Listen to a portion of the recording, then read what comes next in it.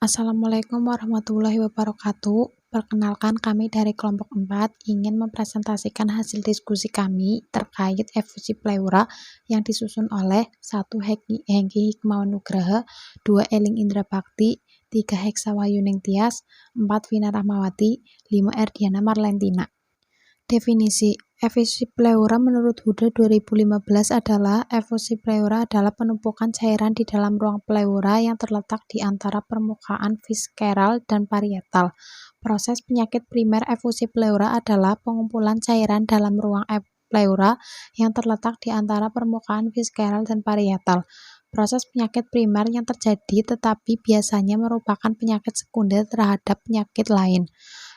Efusi pleura menurut Schmelzer dan Baer 2017 adalah kondisi di mana udara atau cairan berkumpul di rongga pleura yang dapat menyebabkan paru kolaps sebagian atau seluruhnya. Etiologi: hambatan reabsorpsi cairan dari rongga pleura karena adanya bendungan seperti dekompresi kordis, penyakit ginjal, tumor mediastinum, sindroma Meigs atau tumor ovarium, dan sindroma kava superior. Pembentukan cairan yang berlebihan karena radang atau tuberkulosis, pneumonia, virus, bronkiektasisi, abses amuba yang menembus ke rongga pleura karena tumor yang menyebabkan masuknya cairan berdarah dan trauma. Di Indonesia, efusi pleura 80% diakibatkan oleh tuberkulosis. Patofisiologi: di dalam rongga pleura terdapat kurang lebih 5 ml cairan yang cukup untuk membasahi seluruh permukaan pleura visceralis dan parietalis. Cairan ini dihasilkan oleh kapiler pleura parietalis karena adanya tekanan hidrostatik, tekanan koloid, dan daya tarik elastis. Sebagian cairan ini diserap kembali oleh kapiler paru dan pleura visceralis.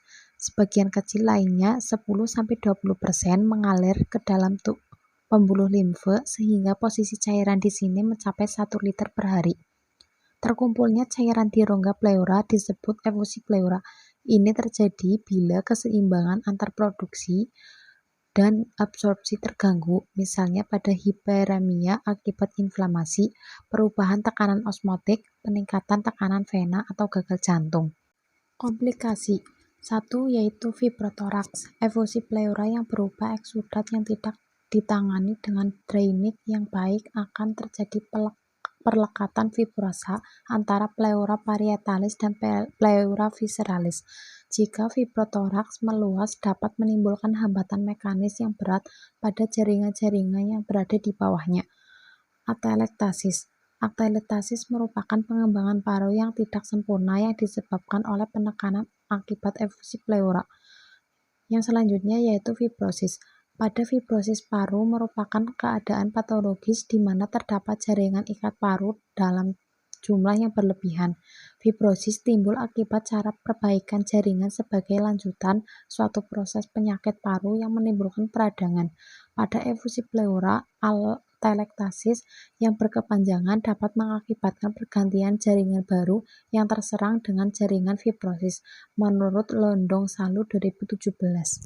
Intervensi efusi pleura. Susunan rencana keperawatan pada pasien dengan efusi pleura berdasarkan diagnosa keperawatan yang telah ditetapkan yaitu 1. Ketidakefektifan pola napas berhubungan dengan hiperventilasi dengan tujuan pasien akan mempertahankan pola napas yang efektif selama perawatan dengan kriteria hasil 1. Frekuensi pernapasan dalam batas normal, 2. Irama nafas yang normal, 3. Kedalaman inspirasi, 4.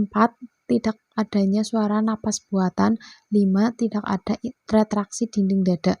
Intervensi manajemen jalan napas meliputi 1.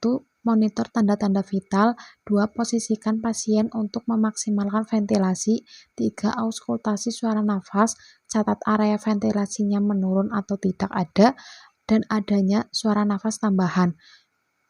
Identifikasi kebutuhan aktual atau potensial pasien untuk memasukkan alat bantu untuk membuka jalan nafas, monitor respirasi dan status oksigen. Intervensi efusi pleura dengan memberikan oksigen terapi, pertahankan jalan nafas yang paten, atur peralatan oksigenasi, monitor aliran oksigen, observasi adanya tanda-tanda hipoventilasi, monitor adanya kecemasan pasien terhadap terapi oksigen. Yang kedua yaitu manajemen lingkungan dengan tujuan nyaman. Ciptakan lingkungan yang tenang dan mendukung, hindari gangguan yang tidak perlu dan sediakan waktu untuk istirahat. Sediakan lingkungan yang aman dan bersih, pertimbangkan keadaan yang mengakibatkan ketidaknyamanan seperti posisi selang, spray yang kusut, dan lingkungan yang bising. Sekian dari kelompok kami. Apabila ada kesalahan dalam mempresentasikan hasil diskusi, kami memohon maaf yang sebesar-besarnya. Wassalamualaikum warahmatullahi wabarakatuh.